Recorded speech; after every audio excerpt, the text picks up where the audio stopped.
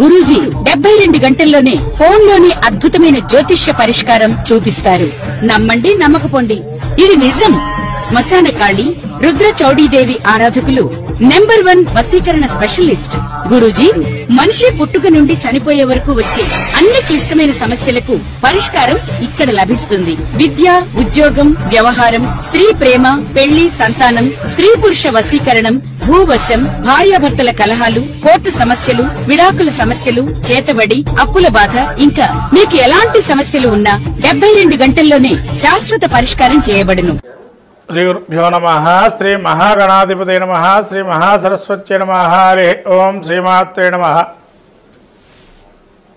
మనకు ఈ విశ్వావసునామ సంవత్సరంలో ముఖ్యంగా శని మార్చి 29న మీనరాశిలో సంచారం జరిగింది.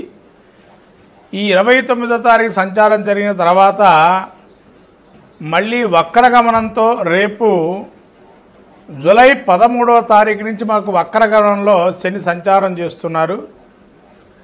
ఇలా వక్రగమనం సంచారం జరుగుతున్న సమయానికి ముందరే, అంటే ఇంకొక నెల ఉండంగానే మనకు అనేక వైపరీత్యాలు జరిగాయి. దానిలో అంతర్భాగంగా విమానయాన ప్రమాదము, అట్లానే విపరీతమైనటువంటి జన నష్టము, ప్రాణ నష్టము, యుద్ధ భీతులు జరుగుతున్నాయి.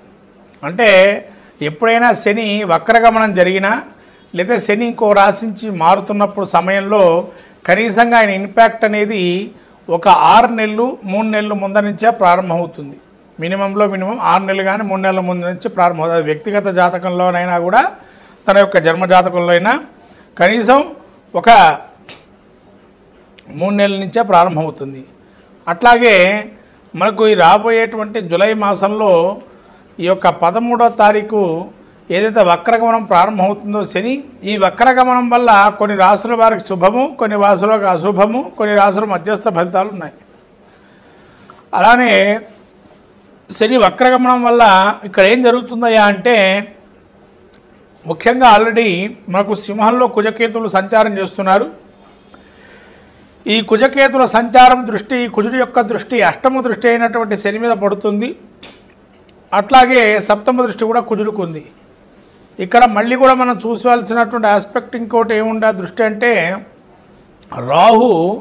రాహుకేతులు ఇద్దరు కూడా మారారు మనకు మార్చిలో. అంటే రాహు కూడా కుంభరాశిలో సంచారం జరుగుతుంది. రాహు దగ్గరగా శని ప్రవేశిస్తున్నాడు మళ్ళీ వెనక్కి. అంటే వర్కమాగ్రహంలో శని యొక్క డిగ్రీలు ఎక్కడో దగ్గరున్న డిగ్రీలోకి వెళ్తున్నాడు. అంటే రాహుకి దగ్గరగా ఉన్న డిగ్రీలకు మళ్ళీ ప్రవేశిస్తున్నాడు. ఇలా ఎన్ని నెలలు ఉందంటే నవంబర్ 28వ తారీఖు వరకు ఉంది.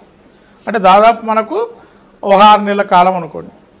ఇలా 6 నెలల నుంచి 5 నెలల కాలంలో 5 నెలల కాలం ఉంటుంది. ఈ 5 నెలల కాలంలో మనకు వక్రగమనం వల్ల కొన్ని రాశులకి శుభఫలితాలు మళ్ళీ ప్రారంభమవుతున్నాయి పునః. అంటే అవేమేమి రాశులు, వాటి యొక్క ప్రభావాలు ఏంటి, మళ్ళీ యొక్క కుజుడి యొక్క దృష్టి శని మీద పడటం, లేదా శని యొక్క దృష్టి పరస్పర వీక్షణ, ఏదైతే శని కుజులు పరస్పర వీక్షణ ఉందో ఇక్కడ అది కూడా కొంత మంచి చెడు ఫలితాలకు సంకేతంగా. ముఖ్యంగా వాహన ప్రమాదాలు, యుద్ధ బేరీలు ఎక్కువగా ఉండే ప్రయత్నపూర్వకంగా జరిగే అవకాశాలు ఉన్నాయి. అట్లానే దక్షిణాది దేశాలకి అరిష్టంగా చెప్పబడింది.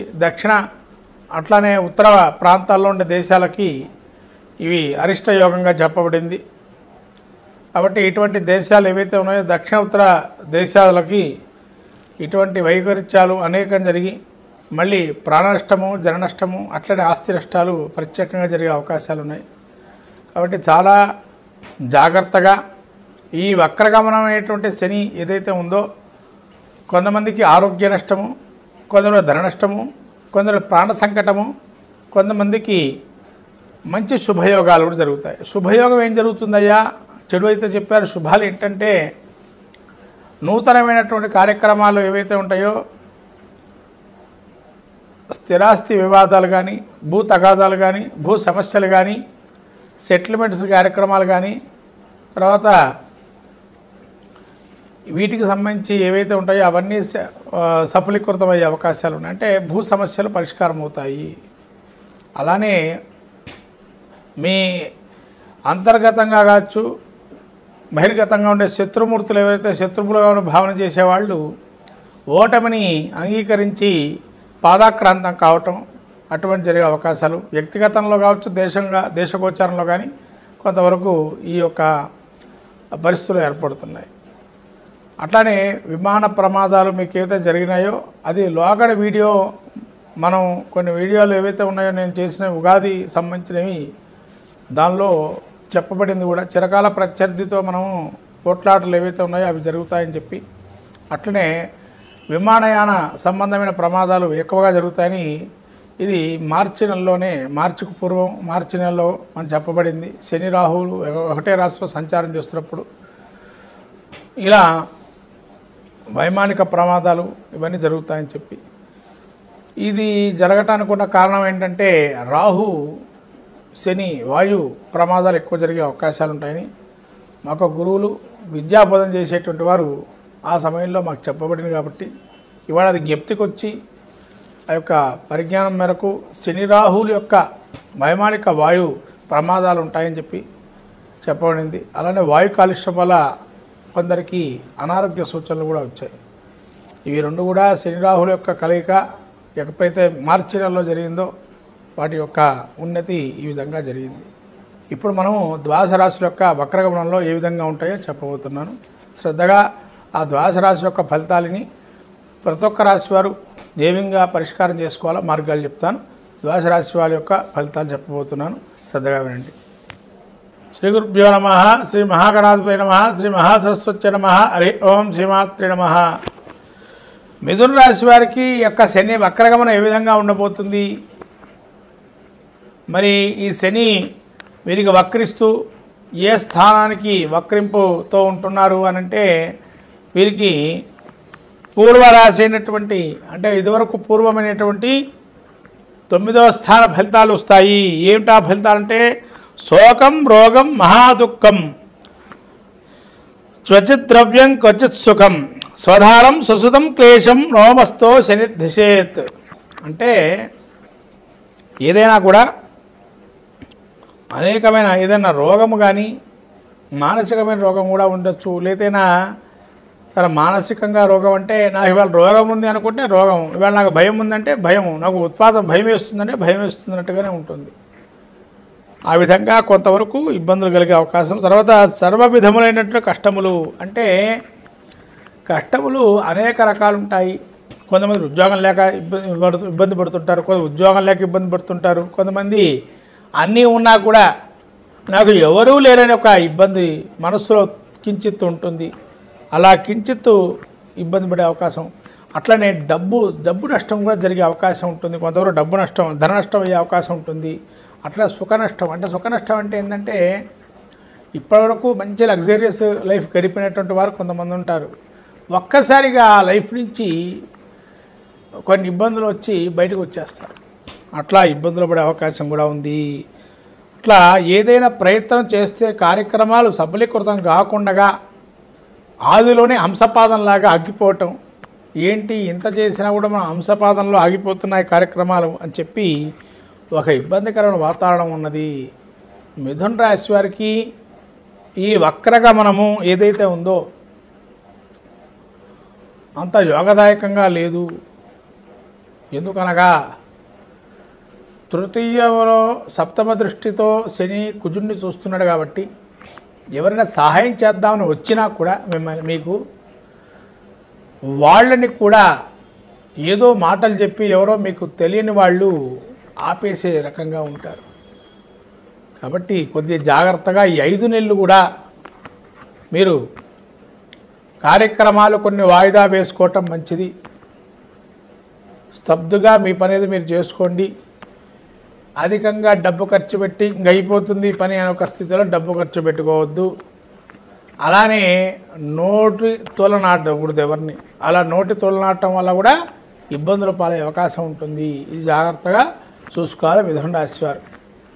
మరి వీళ్ళు ఏం చేసుకోవాలయ్యా అంటే, వీరు ప్రతి శనివారం రోజున శనికి ప్రదక్షిణాలు కానీ, తైలాభిషేకం కానీ, నువ్వుల దానం చేయటం కానీ చేస్తే మంచి ఫలితాలు ఉంటాయి మిథున రాశి వారికి. మొత్తం మీద ద్వాదశ రాశుల ఫలితాలు చూసినట్టయితే శని వక్రగమనం వల్ల ఏ రాశుల వారికి బాగున్నాయంటే ధనుస్సు రాశి వారికి యోగప్రదంగా ఉంది. అలానే మేషరాశి వారికి యోగప్రదంగా ఉంది. అలానే కన్యారాశి వారికి యోగప్రదంగా ఉంది. ఈ విధంగా ఈ 3 రాశుల వారికి చాలా యోగాన్ని ఇస్తున్నాడు శని. ఈ 3 రాశుల వారి శని వక్రగమనం అద్భుతంగా యోగిస్తుంది. కాబట్టి ఈ 3 రాశుల వారు చాలా అద్భుతంగా ఉంటుంది. ఎవరైనా అవయోగాలు ఉన్నవారు తిరునల్లార క్షేత్రం కుంభకోణంలో శనిక్క క్షేత్రానికి వెళ్ళి అభిషేకం చేసుకోవటం, అట్లానే మనకి శని సింగనాపూర్ కానీ మనకు దగ్గరలో ఉండే శనేశ్వర దేవాలయాలు అనేకం ఉన్నాయి. వాటిలో అభిషేకాలు నిత్యం కూడా చేసుకోవటం, ప్రతి వారం కానీ ప్రదక్షిణాలు చేయటం, అలానే శని భగవానుడికి నువ్వులు దానం చేయటం, ఆ విధంగా నువ్వులు ఆయనకి ఇష్టమైనటువంటి నువ్వుల పదార్థాలు భోజనంలో పెట్టడం, అలాగే వస్త్రాలని దానం చేయటం, సేవకా వృత్తిలో ఉండేటువంటి వారికి కొంత మీ అంతు సహాయం చేయటం, ఎవరైనా సేవకులుగా పనిచేస్తున్నారు మీ యొక్క ఆర్గనైజేషన్లో అంటే వాళ్ళకి ఏదైనా మనం సహాయం చేయటం, అట్లానే నిత్యము కూడా ఇల్లంతా క్లీన్గా ఉండటం, అంటే నీట్గా పెట్టాలి. అశుభ్రతంగా ఉంటే శని తాండవిస్తాడు అని అంటారు. అట్లనే ఇనుప ముక్కలు కానీ ఇనుమ సామాన్లు పనికిరాని ఉంటే అవి తీసేయటం, ఇవన్నీ చేస్తే శని ప్రీతిగా బాగుంటుంది. అంటే పాత సామాన్లు లాంటివి ఏవైతున్నాయో అవన్నీ కూడా తీసేయాలి. స్క్రాప్ లాగా ఉండే సామాన్లు తీసేస్తే కూడా శని యోగప్రదంగా మారతాడు. కాబట్టి అలానే మీ దగ్గర ఉండే నవగ్రహ దేవాలయాలకు వెళ్ళి దేవాలయంలో స్వామివారికి అర్చన చేసుకోవడం, అభిషేకం చేసుకొని ప్రదక్షిణాలు చేయటం, లేదా మీరేమైనా హోమాలు నవగ్రహ హోమాలు లాంటివి చేసుకోవటం, లేదా అఘోర పాశుపదం కానీ తైలాభిషేకం చేయడం కానీ, ప్రదోషకాలంలో శివుడికి అభిషేకం చేయటం కానీ, విష్ణు సహస్రనామ పారాయణ చేయటం కానీ, వెంకటస్వామికి తులసిమాల సమర్పణ చేయటం కానీ, బిల్వదళాలతో శనేశ్వరుని ఆరాధన చేయటం కానీ, ఇవన్నీ చేస్తే కనుక శనేశ్వరుడి ప్రీతికి చాలా అద్భుతంగా రాణిస్తారు. ఇవన్నీ చేసుకోండి. ద్వాదశ రాశి వాళ్ళు రాబోయే 5 నెలల పాటు ఆ యొక్క ప్రకృతి వైపరీత్యాలు కానీ లేదా దుష్పరిణామాలు ఏవైతే ఉన్నాయో ప్రాణ నష్టం, ఆస్తి నష్టం, ధన నష్టం లాంటివి జరిగే అవకాశాలు ఉంటాయి. అవన్నీ కూడా నష్టం మనం ఎంతవరకు కూడా మానవాళికి ఉపయోగ విధంగా ఉండాలి, కానీ మానవాళికి కొన్ని వ్యతిరేకంగా మనం చేసేటువంటి క్రియలే ఉంటాయి. ఎందుకంటే మనం చెట్లు సరిగ్గా పెంచటం లేదు, వాటి వల్ల ప్రకృతి వైపరీత్యాలు రావటం, మానవ తప్పిదాలు కూడా కొన్ని ఉండటం, ఇవన్నీ కూడా సహజంగా ఆ యొక్క కలియుగ పురుషుడు యొక్క ప్రభావంతో జరుగుతుంటాయి. కాబట్టి ఇవన్నీ కూడా మనం ఏదైనా అర్చన, అభిషేకాదులు, హోమాదులతోని ఏం చేయగలుగుతామయ్యా, ఇన్ని చేసినా మాకు ఇంతే అనుకున్నా కూడా ఎప్పుడు భయపడకండి. ఇవి చేసుకోవటం వల్ల రాబోయే విపత్తుల నుంచి మీరు కొంతవరకు బయటపడే అవకాశం ఉంటుంది. అది గమనించండి. అందరూ కూడా భక్తులందరూ కూడా భక్తులుగా ఉండేటువంటి వారు నిత్యం కూడా భగవంతు ఆరాధన చేసేవారు గుర్తుపెట్టుకోండి. ఇవాళ చేస్తున్న ఆరాధనలు మీకు అక్కరకు రాకపోయినా రాబోయే విపత్తుల నుంచి కాపాడటానికి ఆ పూజలే మిమ్మల్ని కాపాడుతాయని చెప్పి భగవంతుడు ఈ పూజాధికాలు, హోమాలు ఎందుకు పెట్టారు అంటే రాబోయే విపత్తుల నుంచి బయటపడటానికి ఒక విధంగా మార్గం అయితే, ఇప్పుడు అనుభవిస్తున్న జన్మ ఏదైతే ఉందో అది పూర్వజన్మ కృతం సంచిత పాపంగా ఉంటుంది. దాన్ని నిలవరించడానికి వచ్చే జన్మను ఉత్తమ గతులు పొందటానికి ఇక్కడి నుంచి పాపాన్ని నశింపజేసి ఇక్కడ పుణ్యం తీసుకొని మళ్ళీ నెక్స్ట్ జన్మలో పాపాన్ని కానీ పుణ్యాన్ని కానీ అదే విధానంగా తీసుకెళ్ళటం జరుగుతుంది. కాబట్టి ఇవన్నీ కూడా మనకు గత జన్మలో మనిషి 7 జన్మలు అనుభవిస్తాడంటారు జాతక చక్రంలో. ఆ 7 జన్మలు అనుభవించిన తర్వాత కానీ ఈ మానవ జన్మ నుంచి బయటపడరు.